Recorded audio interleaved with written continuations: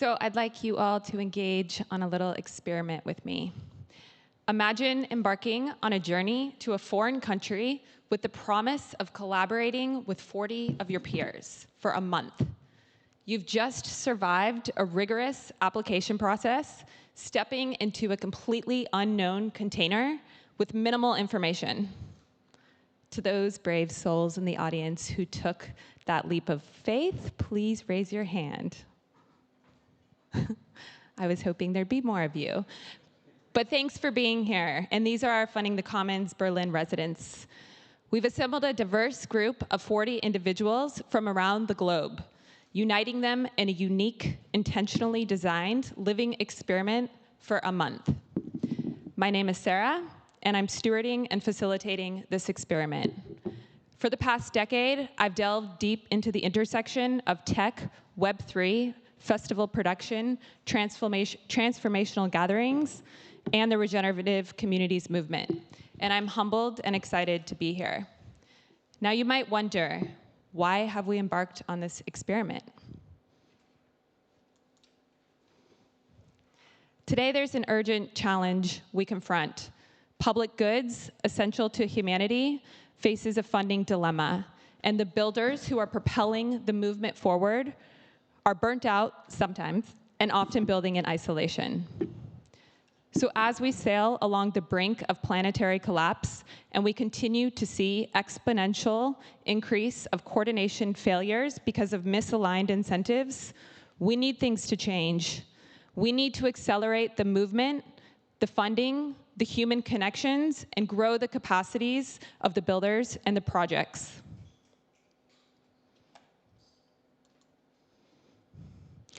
So what brings me here today? I'm lucky to be at the forefront of this incredible, exciting experiment. I'm leading the production and operations of the Funding the Commons residency right here in Berlin, and we're just over a week into our experience. Our mission is to unite the brightest minds and projects from the public goods domain. We've gathered entrepreneurs, researchers, academics, designers, engineers, and researchers together. We're crafting a space for these visionaries to co-live, collaborate, and develop projects in an organic way. We've curated from a pool of over 200 applicants for this pilot residency project here in Berlin. At its core, our hypothesis centers on nurturing the personal and collective well-being of builders. We believe in the power of in-person collaboration.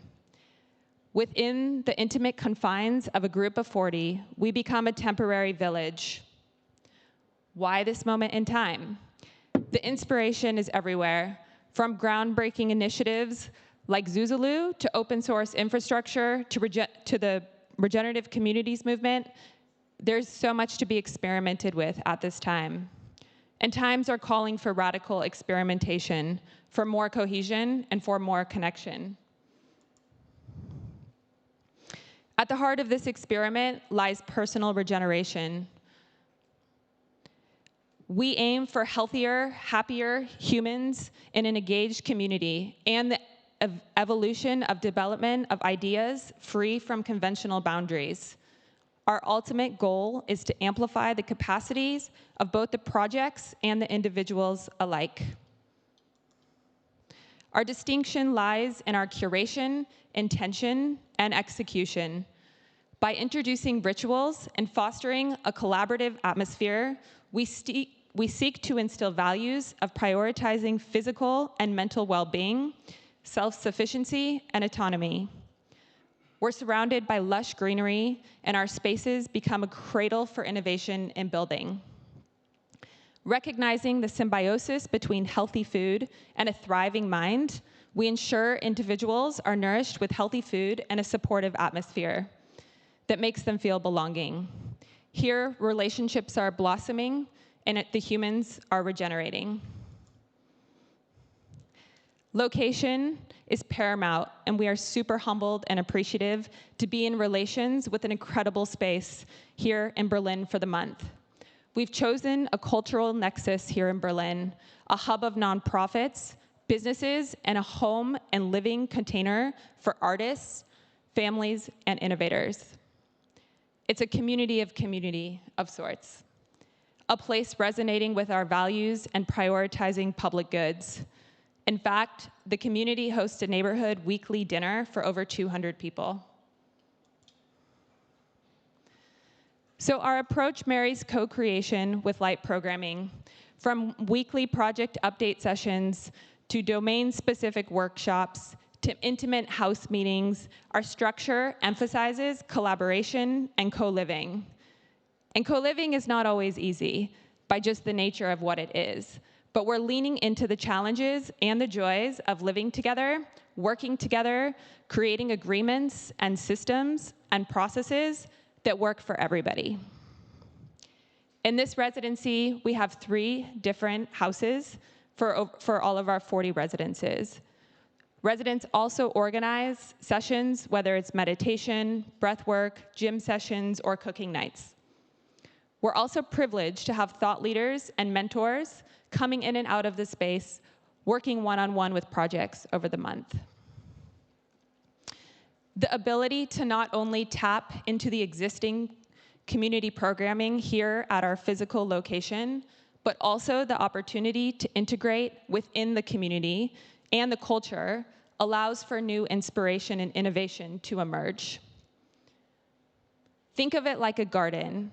We provide the soil and the space, and the builders are bringing the seeds. While there's much learning together, there's equally a lot of unlearning taking place as well. Unlike a conference, a 1-month time period paves the way for longer, deeper conversations and connections, and enables relationships to form, digestion of ideas, and constructive building in an ongoing holistic experience. The Funding the Commons residency is not just a conference or a hackathon or even a residency, it's a movement.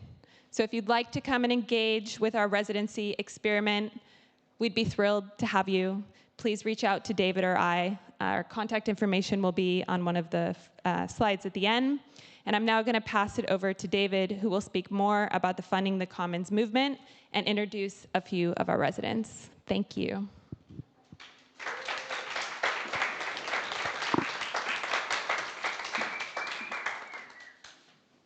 So what are some of the goals that we are striving to accomplish with this residency? When I started working with Funding the Commons, my mentor and one of the stewards of Funding the Commons, Evan Miyazono, urged me to think about new ways to create more projects, to generate more projects out of this movement. And during a 2-month stay at Zuzulu in Montenegro, earlier this year, I really saw how that could be done in a different structure, additional to conferences. And these are kind of more intentional, longer, slower spaces that builders can come together, converse, experiment, iterate, spend time in different environments, and come up with things that wouldn't be possible just during the scope of a conference. And so really what we're doing is incubating new projects, new public goods. Public goods funding infrastructure is one of our focuses, but it's not the only one. There were so many talented builders that applied from across the spectrum that we decided to expand the breadth of the projects that we accepted. So one of the other goals we have is building a community of builders that endures beyond the residency and can continue to grow around the world. And finally, learning from this residency and taking the feedback that we gather to produce future residencies. So one of the things that is really helping us grow this movement is collaboration with organizations inside and outside of Web3. And as we go into 2024, we will continue to reach beyond Web3 into Web 2, philanthropic, academic, and government spaces. So again, thank you to the sponsors and partners that made this residency possible: Protocol Labs, Octant, Gitcoin, Brave, Drips, and Cello. And thank you, Cello, for allowing our builders to use your space during this month as well. So these are some of the focus areas of our residency, although by no means they're exhaustive. Public goods funding infrastructure, zero knowledge, stealth donations and private transactions, identity and Sybil resistance and its applications and governance, and impact evaluation and certification. And without further ado, I would like to introduce some of the residents and have them tell you themselves the experience. Thank you. All right. Thanks, everyone. So I'm going to try to explain a little how it have been these last days on the residence for me and the impact of this on me and the project that I'm developing. So I'm Steph, I'm a data scientist, I'm Brazilian, and I'm on the residency representing my community, that's the open data community. We are developing and researching deep learning models to detect Sybil attacks by their behavior in the context of the public funding. And besides being really happy, nurtured, and like developing a lot of myself and discovering a lot of stuff like personally, there's two main aspects that I saw it happen and develop at these last 6 days on the residency for my project. One of them is discussions that I would not have and I haven't thought of before, because let's think about our projects. Like normally you are surrounded of people that have the same background and the same focus as us, and some questions and discussions just do not emerge in these places. So an example of this, like talking about the algorithm, is that like, what about the ethics and this misuse, this possible misuse of these algorithms? And this is a discussion that emerged on the house. So like, if you're developing something to detect one type of behavior, can it be used in an open source to, for example, harm privacy? So this is something that we are discussing. And another thing is that, like, because we are on the project and we have so much more resources, and when I say resources, I'm talking about people, knowledge, and experience there to nurture our development. Our project have been recognized and our potential have been enhanced, and our partners saw that. And for example, we applied for a grant and should take 30 days and took like 3 days because we were in the residency building with these people. So we were granted 25K in API credits, yeah, to develop our training data set. So this is, for me, it's like the most impactful and the impacts that I can have in mind from these last only 6 days that we are there. So yeah, that's for me. Thanks.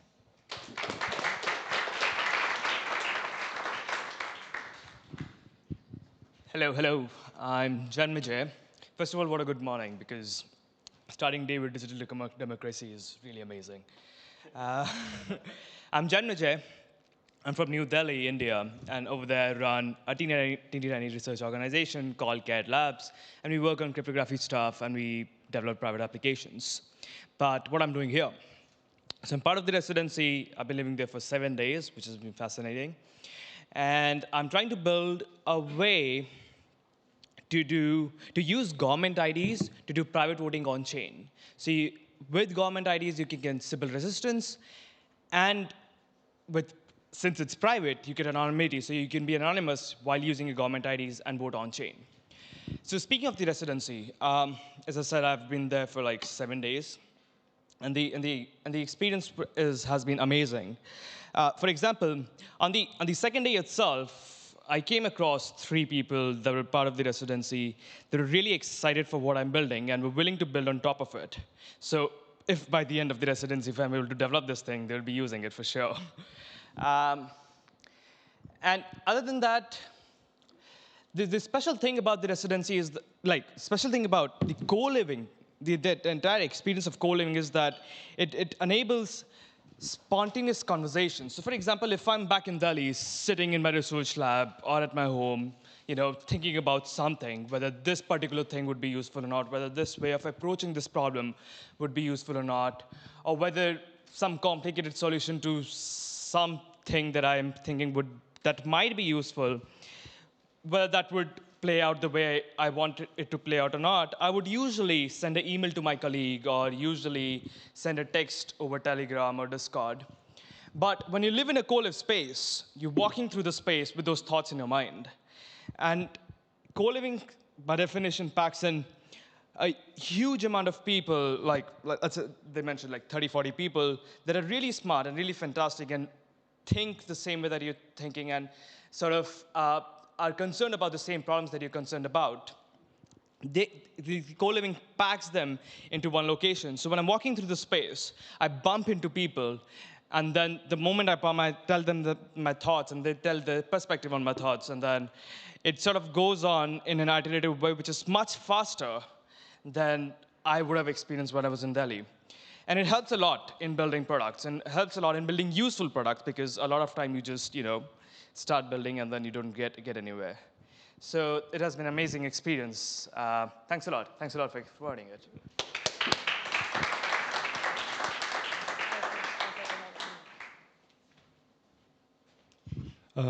Guten Morgen, Berlin.